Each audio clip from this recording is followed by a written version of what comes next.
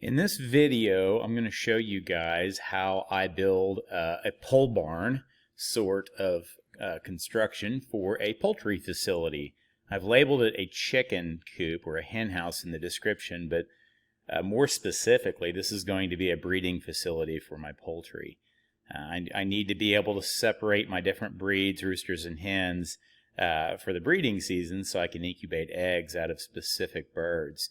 So I'm going to build a facility back in the woods behind my existing chicken coop that'll have two 9-foot long pens for keeping roosters and hens specifically in, and then between that I'm going to build a raised kind of hutch in brooding or grow out pen for young chicks. It'll be able to house quail or baby chickens or even rabbits, because I'll build a house and they all need about the same size pen and facility.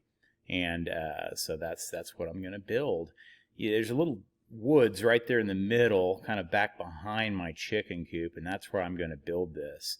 I was just now cutting up some lumber to haul down here to get the poles started, and most of the lumber I'm using today is going to be culled, C-U-L-L-E-D, culled wood from lumber yards. That's bent or broken or warped in some other way. It's kind of a pain to work with, but if you know what you're doing, you can save a lot of money using that kind of wood. So a lot of this facility is going to be made out of scrap wood or cut off end pieces of metal roofing.